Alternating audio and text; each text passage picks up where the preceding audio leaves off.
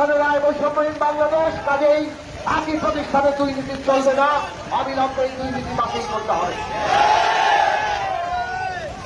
আমরা দেখছি প্রায় 50,000-এর মতো দৈনিক মজুরি ভিত্তিক শ্রমিক অথবা কর্মচারী, আজকে তাদের নামটা পর্যন্ত আপনারা ঠিক করেন নাই। তাদের পরিচয় কি? এই শ্রম ভবন দেশের শ্রমিকের অধিকার, তাদের আইন, তাদের সমস্ত কিছু পরিচালনার দায়িত্বে আছে। শ্রম ভবন, শ্রম মন্ত্রণালয় যে আইন দিয়েছে, সে আইন অনুযায়ী যারা কাজ করেন তাদের প্রত্যেকের কাজের পরিচয়, তাদের সুনির্দিষ্ট নিয়োগ নীতিমালা, তাদের অন্যান্য সমস্ত অধিকার নিশ্চিত করার কথা।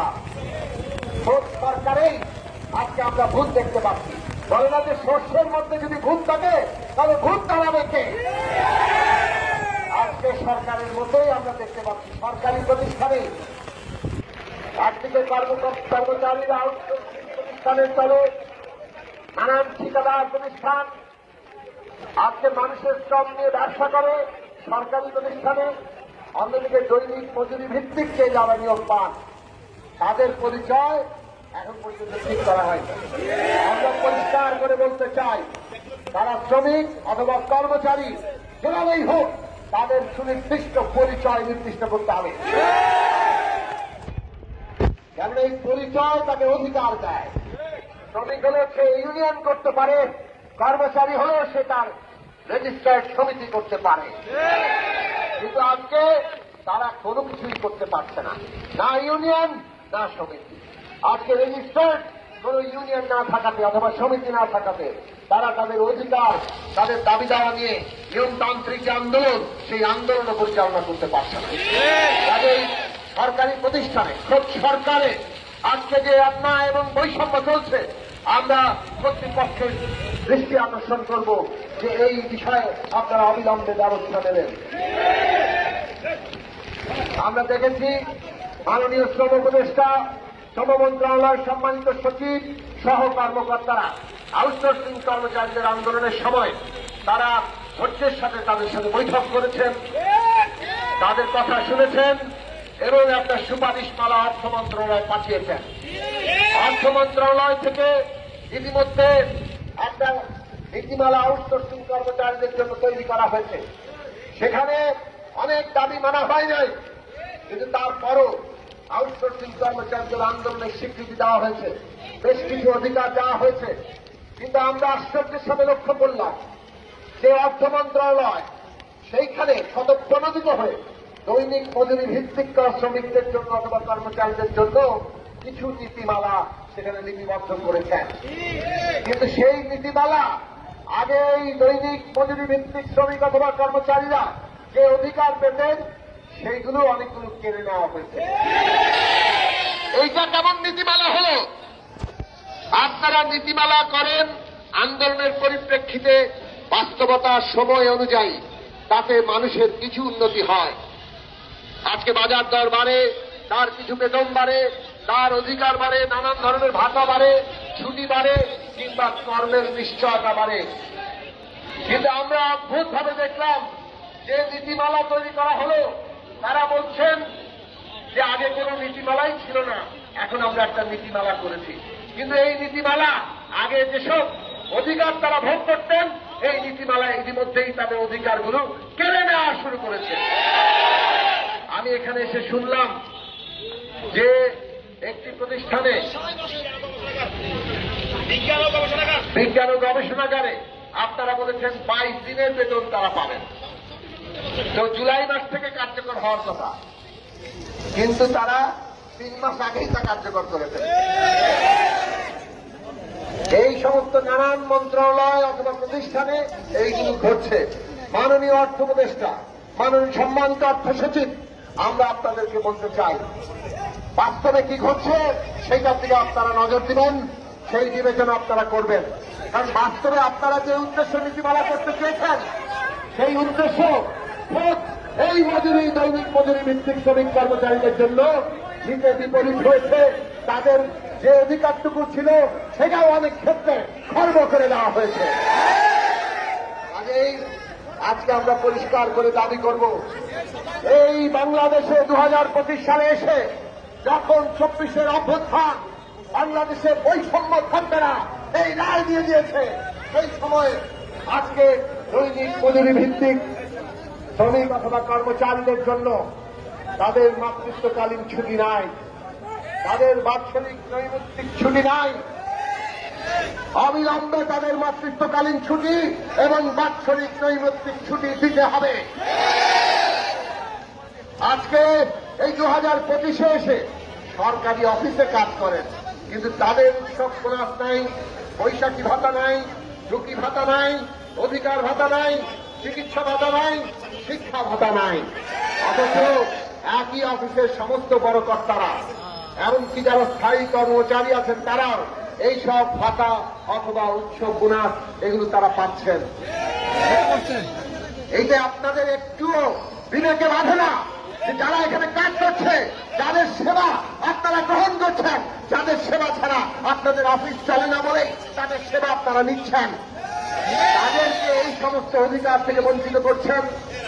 কাজেই এটা কোনোভাবেই গ্রহণযোগ্য হয় না। আপনাদের নীতিমালায় অবশ্যই উৎসব বোনাস সহ সকল ধরনের সরকারি ভাতা যেটা অন্যান্যরা পায় সবই দৈনিক মজুরি ভিত্তিক শ্রমিক এবং কর্মচারীদের পেতে হবে। সেই অনুযায়ী আপনারা চাকরির নিশ্চয়তা, আমরা আউটসোর্সিং কর্মচারীদের আন্দোলনের সময় বলেছি, চাকরির নিশ্চয়তা প্রত্যেক মানুষের একটা মৌলিক অধিকার। শ্রমিকরা আন্দোলন করে চাকরির নিশ্চয়তার জন্য। আজকে সরকারি অফিসে চাকরির নিশ্চয়তা নাই। আউটসোর্সিং নীতিমালা পরিষ্কার করে লেখা হয়েছে, কোন ঠিকাদার কোম্পানি কোন আউটসোর্সিং কর্মচারীকে নিজেদের ইচ্ছা মতো ছাঁটাই করতে পারবে না। অবশ্যই ওই প্রতিষ্ঠানের কর্মকর্তাদের অনুমতি কিংবা তাদের সম্মতি লাগবে। আজকে দৈনিক মজুরি ভিত্তিক শ্রমিক কর্মচারী তাদেরকে অবশ্যই তাদের চাকরি যদি কেউ ছাঁটাই করতে হয়, তাদের বিরুদ্ধে কোনো অভিযোগ থাকে, অভিযোগের যথাযথ তদন্ত এবং পুরো একটি প্রক্রিয়া ছাড়া কাউকে যখন তখন ছাঁটাই করা যাবে না।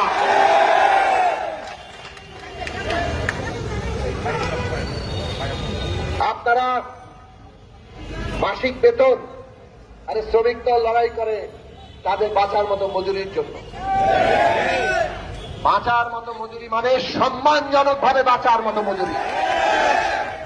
একটি পরিবার, সে তার একজন শ্রমিক তার পরিবার নিয়ে, কর্মচারী তার পরিবার নিয়ে, তার সন্তানদের লেখাপড়া, স্বাস্থ্য, তাদের বাসস্থান, এই সব কিছু নিশ্চিত করতে পারে, সেই রকম ভাবে সম্মানজনক ভাবে বাঁচার মতো মজুরি নির্ধারণ করতে হবে।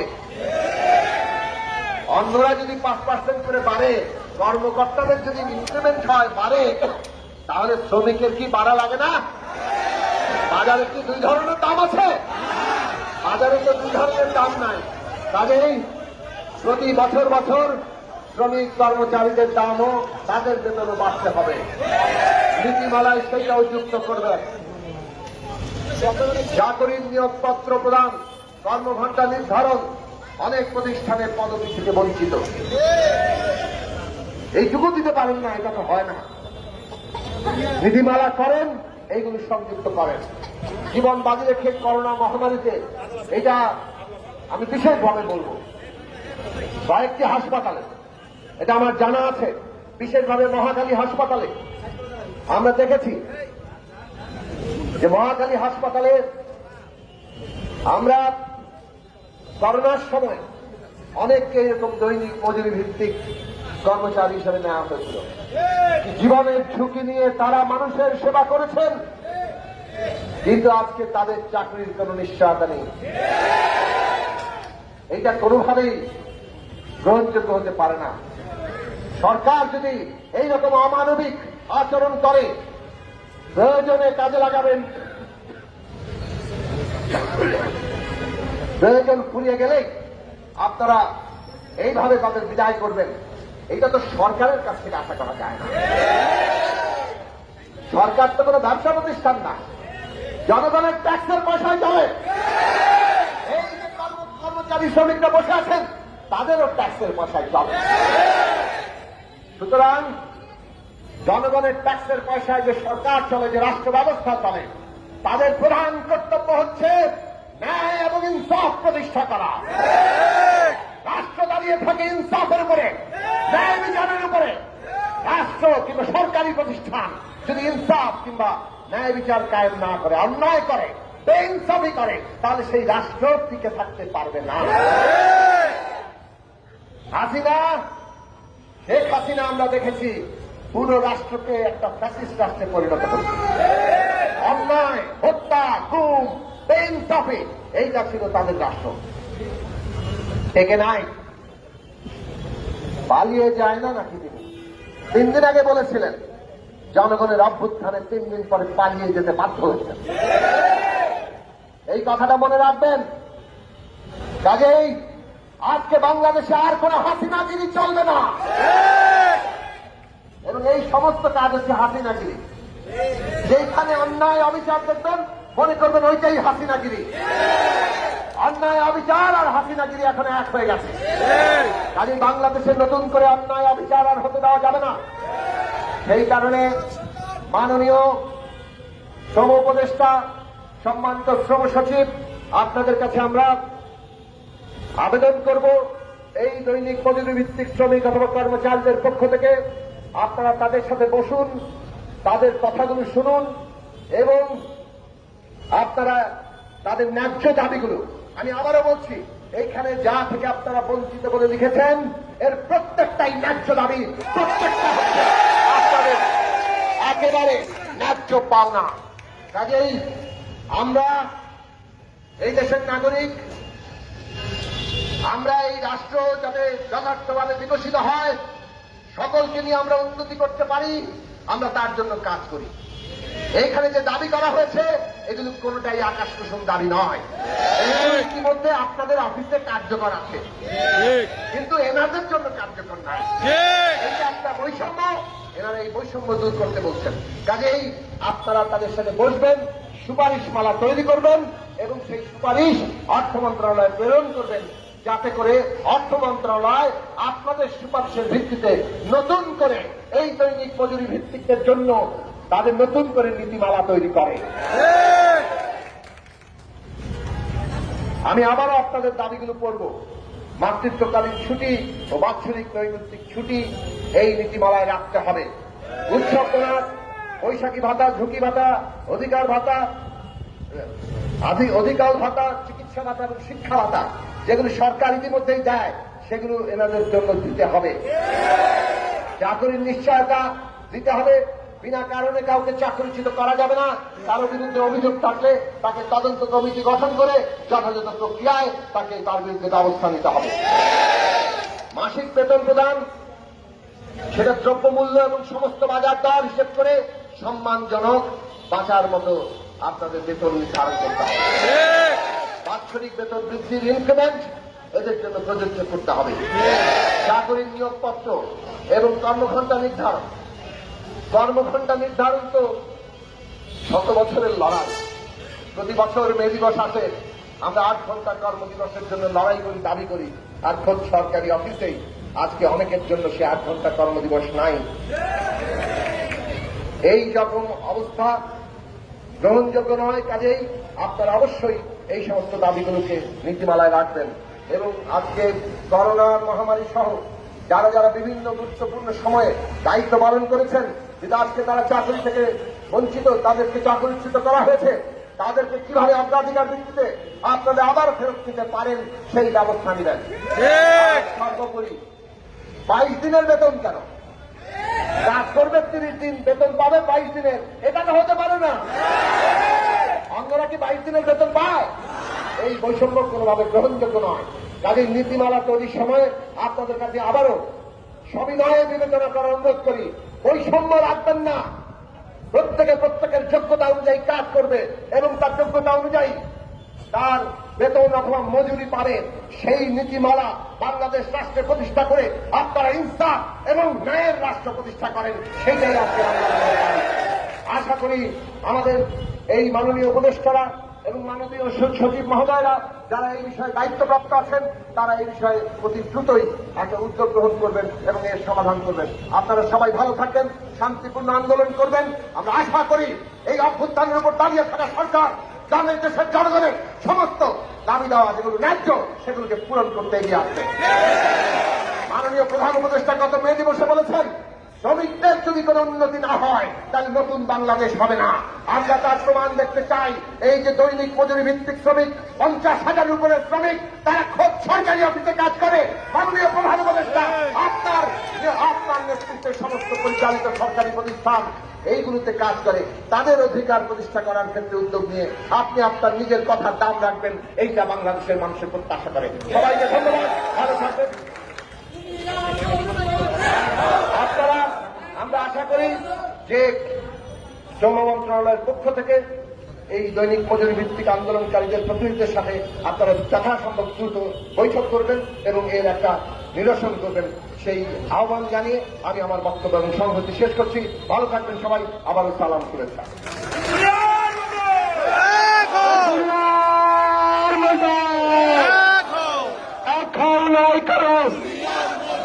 দুনিয়ার মজদুর 25 নীতিমালা মানি না, মানব না। 25 নীতিমালা মানি না, মানব না। তুমি কে, আমি কে? শোষিত, শোষিত। তুমি কে, আমি কে?